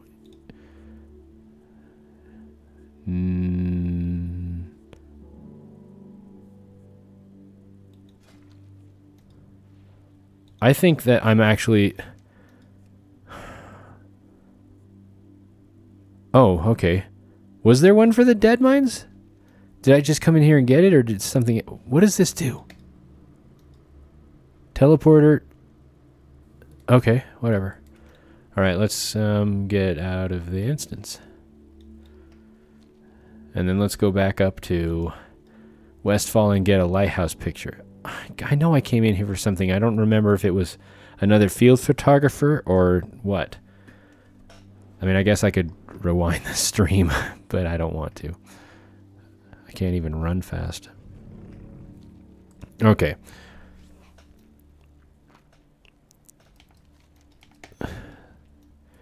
Most of the time, I can get back on track with what I was talking about, but that was a lot of derailment. I think we were talking about the High Mountain Tauren. We were talking about the Zandalari trolls. Okay, how do I get out of here? That way. And yeah, we were talking about Zandalari trolls. I remember now. So anyway, I think Zandalari trolls are going to be fun. I really hope they can wear shoes properly, but I don't expect them to be able to. I think that Blizzard will stick with the iconic trolliness that they have, but there is an answer for some people to that. And I will demonstrate what that is as soon as I get out of here and get in the air.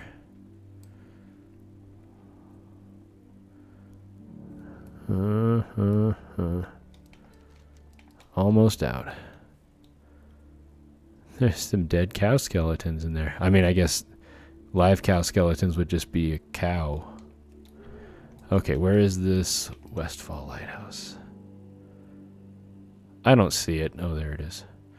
Okay, if we go over here to Mogget, and let's go ahead and change the race to Troll. This is what I think they're going to do with the Zandalari trolls. Let's load some leather gear. See how trolls show no dang feet anywhere? Yeah, well, there is a set that came with Legion. There's a few sets, actually, because Legion, one of the other really cool things it added is they started actually making new models for certain types of armor, whereas before it was just the same old, same old. Oh, what a bad picture. All right, let's get through this, but I've got to figure out where we're going next. How funny is it that I pointed right at it? Okay. It's this one. All right, so we'll find it. I think it's probably near the bottom. Let's keep going. Some of these look really bad on a troll. Some of them look really bad on anyone. These aren't in chronological order. I think I might have actually met back up with where I was. I know they're in the list. I've gotten to them before. If this was a regular video, I would just cut to where I find them. But we're streaming, so we can't have nice things. And we just have to wait here until I find it. I want it to be this big surprise to reveal the thing, but oh well. Well, that's not gonna work. Let's do these, okay. Let's add that. And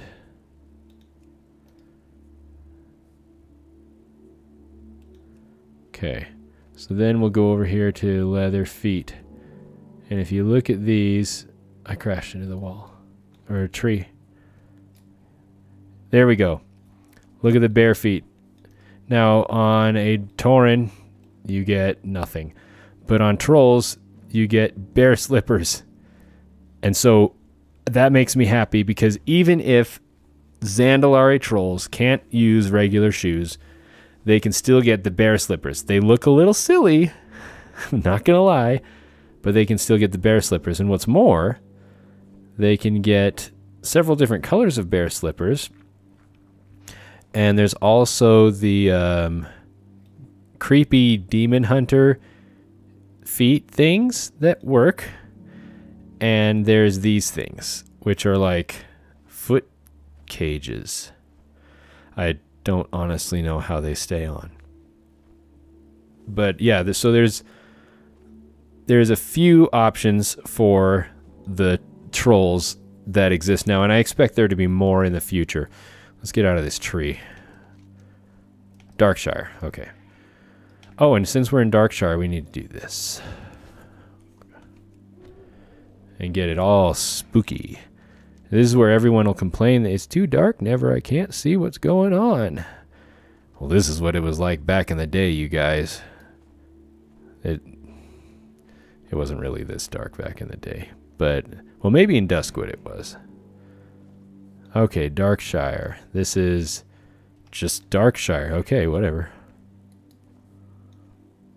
Well, let's get a picture right here. Oh, look at the rim lighting that it does. That's nice. Okay, did that count? That counted. So now we go all the way up here to this. Okay, plenty of time. So, anyway, Zandalari trolls, I'm really excited for them. If you want to see an exhaustive review of them, Tusky put up a video all about them, and he was gushing about them for like 45 minutes, if I remember correctly. So if you love Zandalari trolls, well, that's the thing for you. I can't say I'm particularly fond of trolls. I'm just really glad that it's an option that isn't a troll with like major back problems, and isn't a Tauren with... Yeah, we do have advanced technology like that potion right there. So, there you go. Back in the day. Back in my day was like the 80s. If that dates me a little bit. Alright, so speculative allied races. The first thing I'm going to mention is the Volpera. I think that whether or not they would go Alliance or Horde, I'd give it a 50-50 either way. But I think they're going to be an allied race just because of... Oh, can we just do that anywhere in Black Rock Mountain? Just because of how... I mean, the technical side of things suggests they would go to the Alliance, because it's the Goblin skeleton and very similar models to the Goblins, and so it kind of makes sense that it would go over there for parity among the factions. But story-wise or theme-wise, it seems like they would more likely go into the Horde, and here's why. The Horde, the Alliance already have the Worgen, but the Horde don't really have anything quite like that. The closest thing they have are the Tauren, and if you want to compare like a rough equivalent to the Tauren on the Alliance side, it's probably more like the Draenei, especially with their theme and culture. So culturally, physiologically, it seems more likely they would go to the Horde. I personally don't care which one they go to, but I think they are an interesting looking race, and I won't mind having them around. Then we get into the Draenor orcs, which I guess those aren't speculated, and we talked about those a little bit. But it's as far as they're not going to the Alliance. But then it's how far is the customization? There's been some stuff that just came up on Wowhead not too long ago about some of the varieties and customization of them, and they may add some more of that. I wonder if, I guess they wouldn't need to add things like the Bleeding Hollow clan, because you can just wear one of those eye patch transmogs. So maybe there's less to add than I'm thinking there might be, but they've already got quite a bit of representation of the different orc clans in there for people who really love orcs. I am pretty sure that Chris Metzen will be race changing to a Maghar orc when the option comes around, just because that man loves orcs. I mean, sometimes I wish I loved anything half as much as he loves orcs. And I mean that in all good fun, because quite frankly, we owe very much of what makes this game good to Chris Metzen. So hats off to him for how much he loves orcs and how much he's made the game what it is today in his own small way. I don't even know what I just took a picture of. Oh, maybe it's supposed to be those. I did that wrong. Okay, we'll have to get Vizir later. Vizir is one of like the most hotly contested zones when it comes to opinions as to whether people like it. And then we've got all the common races people have been saying forever, and I'm just going to go ahead and spout out my opinion on some of these. I don't think there will ever be playable Murlocs, and I'm glad, because I think that would be a nuisance. I don't think there will ever be playable Naga. I think there will be playable Snake Boys. I think those, the Sethrak is what they're called. I think those will be playable, and I'm pretty sure that those will be set up and be playable opposite the Vulpera. So, you know, if it's Vulpera for the Alliance, it's going to be Snaky Boys for the Horde. That's what I think. Beyond them, the different humans. It seems really likely to me that the Kulturan humans are going to be an option for the Alliance, because here's an interesting theme. The allied races for the Horde are cousins. That's what they've been so far. The Maghar orcs are the cousins of the orcs. They're just, you know,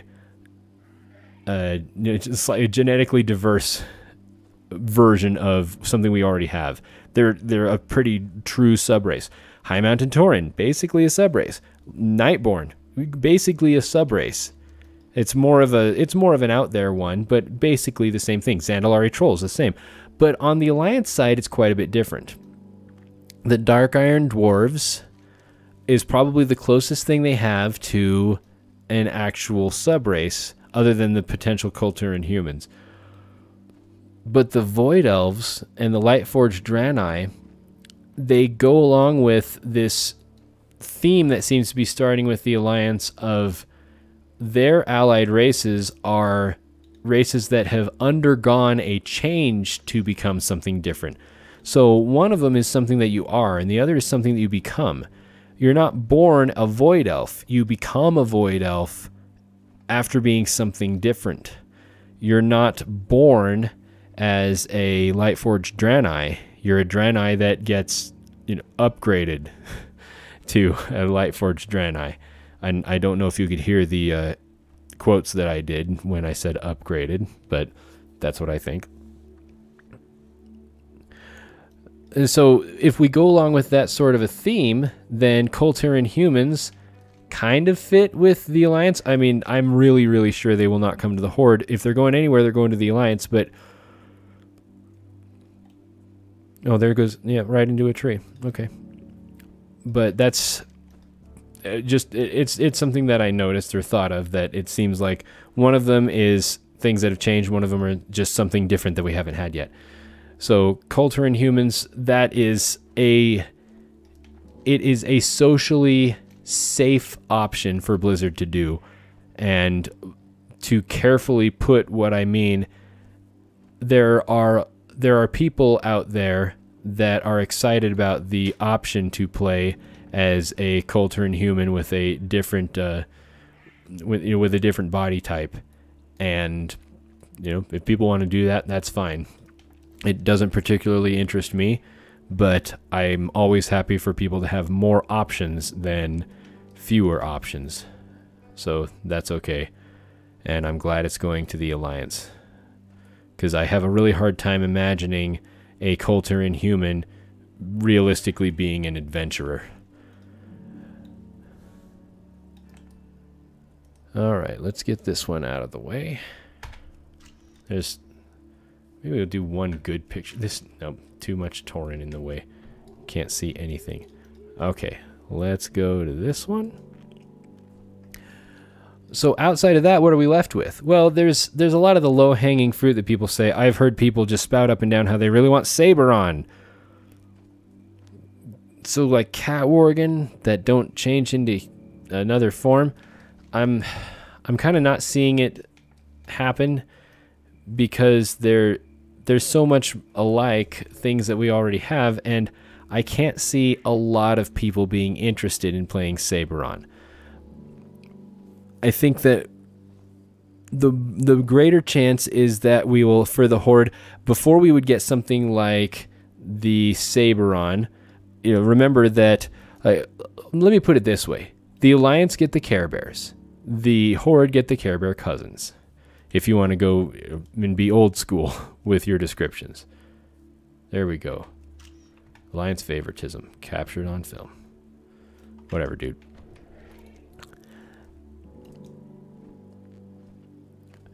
I would sooner assume that we will see, especially because we'll have more Sylvanas story development, some maybe undead elves, or at least a wider variety of Forsaken races. It wouldn't surprise me if Sylvanas finds a way to raise other people that aren't just humans to be Forsaken. And maybe in lore she already does, but... Oh gosh, yeah. So I'm actually going back and doing the Cataclysm zones that I've never gotten around to doing, and I've heard about Fiona's Caravan. And I don't want any spoilers, but I've heard it's really good, and so I'm looking forward to getting around to that. I'm trying to finish all of that up before Battle for Azeroth happens, and this whole area is wrecked. I don't know how permanent that will be, whether we'll have like a dragon NPC we can talk to see it before and after the change or what, but that's something that's coming, so get stuff done before the expansion comes out if you're interested in having things. I remember I went back and spent a lot of extra time making sure I got everything that I could in Ulduar. I got all the achievements for Ulduar 10 and 25 before they were put into the Legacy section, because for some reason that sort of thing is important to me. So that's about all I've got to say right now for allied races. I think they're a great feature. I think they are a better way to implement the concept than doing just simply sub-races. And I think that the races that we get after the obvious ones that we've already gotten are going to be more surprising than expected. And I'm actually quite happy about that. Because if it's just the same old things that people have been talking about forever, well, I think that's boring. That was a yawn, because it's getting late. So the next thing I want to go over were the there were some pictures that were put out about the capital cities, and apparently they're rather big in Battle for Azeroth. And so what I'm going to do is get a browser window up, and I'm going to pull it over to the other side so we can look at some of these pictures together. Who's got... Okay. Looks like MMO Champion's got a pretty good image viewer for this. So here we go. And I'm just going to make sure... Yeah, that's displaying good on the stream. Okay, so we're just going to do that. All right, let's get this going. So, personally, I'm not a fan of the color gold.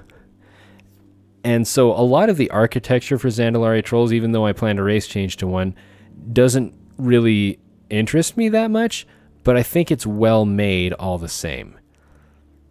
You've got some pretty interesting stuff with Nathanos' model, and this is already in the game in a couple of places, but he's the most human-looking Forsaken that we've ever seen in game, to my knowledge. Although there's a leper gnome working for the horde in Tirisful Glades, and if they're going to make an allied race for gnomes, it's going to be mecha gnomes, and they're going to be for the Alliance. But if they're going to make another one, it's going to be leper gnomes that join the Forsaken. I can't say I'd mind that too much. It'd be funny to have some gnome jokes on the horde side. Well, that's why I've been yawning silently. See, here's a secret with yawning. This is a fun thing to do. It's yawning and laughing. Try this out because this is fun. When something funny happens and you're with a group of people, pay attention to who everyone looks at, because people tend to, not always, but they tend to look at the person whose opinion they value the most when they think something is funny, because they want to see if that person thought it was funny too. They want to see if their interests line up. And so yawning also, if you think someone's watching you, if you think somebody's looking at you, then yawn, even if you have to fake it. And odds are they'll yawn too, and you can pick them out. Now, the whole idea of yawning being contagious, yawning isn't always because you're tired. It's because you're trying to stay awake. Yawning, it increases the oxygen that's going into your brain, and it makes you more alert. It's all good stuff, but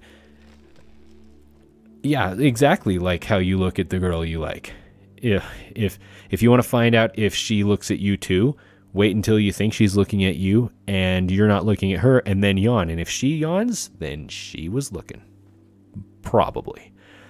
But then there's the whole idea that you think you're being watched, and how you can feel someone watching you. And there's been some tests and some studies done on that, and it turns out there's nothing to it. People can't tell that they're being watched. It's confirmation bias, because if you conduct the studies properly, there is no information to inform people that they're being watched unless they can actually see something. And sometimes it's a secondary effect of somebody watching someone that clues them in, but you can't feel eyes on you. So that's that. But anyway, it'll be interesting to see how this plays out. I have a hard time telling the Dark Spirit looking trolls apart from the Zandalari trolls when it comes to the females. This is interesting. Somebody said that some of these pictures had Forsaken guards that were standing up straight, but they have part of their idle animation where they do that, so I don't know if it's just part of their idle animation or if these dudes are actually standing up straight all the time. Maybe we'll see some in the picture. I know I looked through these very quickly, but I don't know if it was there. But I think these guys look fantastic. I love seeing the Forsaken take more of a role. Oh, that was Oculith. There he is. Good old Oculith. The Korkon, that's kind of surprising to me, because I would have thought that they would have disbanded that because of what a bad reputation they got. I'm glad to see that it's more than just orcs now. What else do we have? I mean, look at these big dudes. I wonder if that's...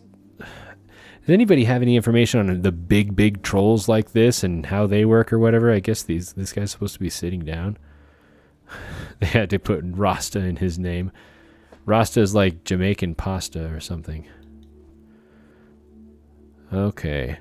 And again, none of the trolls in here are wearing shoes. So it looks to me like the Zandalari trolls will not wear shoes. Oh, this guy's kind of standing up straight, and so is that guy. So maybe that'll be an option for some of the Forsaken, which would be cool. Because I still maintain that a Forsaken Druid, I would race change to that so fast. I'd pay $100 to race change to a Forsaken Druid.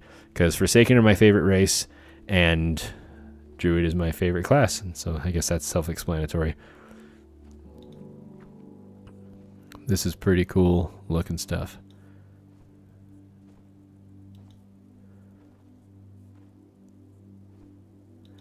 The Alliance city is more depressing than this. I think this actually looks pretty nice. But then, how do we get the big trolls? How does that happen? Where do they come from? Is this a raptor with like big wild bushy blonde hair? Or is that something behind him?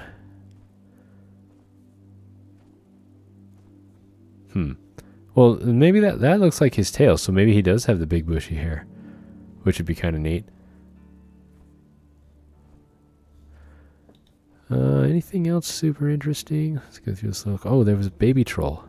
That's new. That's a new model.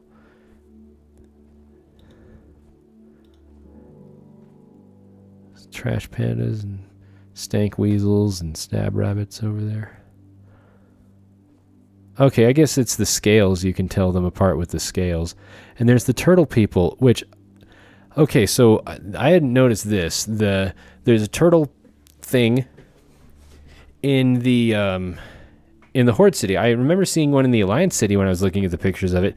And I thought, well, maybe the turtles will be an Alliance race that the Alliance can play. But I'm not thinking so anymore, because here's one right here, and they're not killing it. There's another one.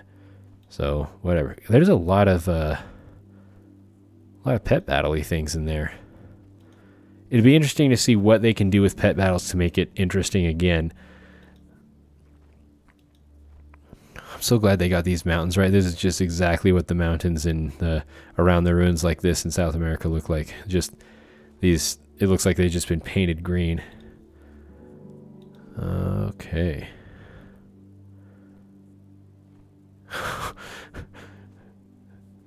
Raptor fanatics. So I wonder if there's obviously some sub-factions within the Zandalari, but why raptors? Why does that matter? Maybe they all like different dinos? Who knows? Okay.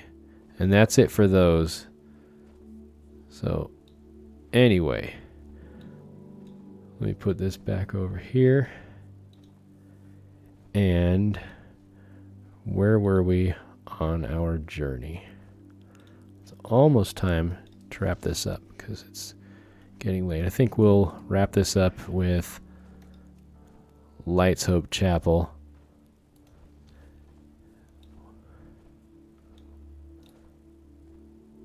That doesn't look right. What in the world is that? I don't think that's supposed to be pink like that. It's gone. If I fly back in here. Huh. Oh, pink laser thing. Whatever. Alright, Lights Hope Chapel. I'm so not a fan of the light. I don't want to dive too much into another topic before we end this, but oh, gearing systems. So yeah, maybe I'll talk about that next time. A couple of topics coming up. I've talked about legendaries and Titan Forging, but the Heart of Azeroth I haven't touched at all. Tier sets going away, I haven't talked about that. The item level and stat squish I talked about a little bit earlier in the stream today, but not in a lot of depth as far as what they're doing and why I think it's good. what I think is bad about it, and what I hope they do more in the future.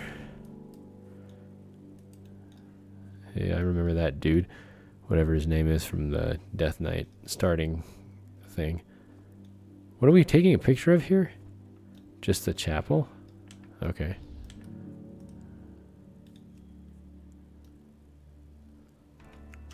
All right, we did that.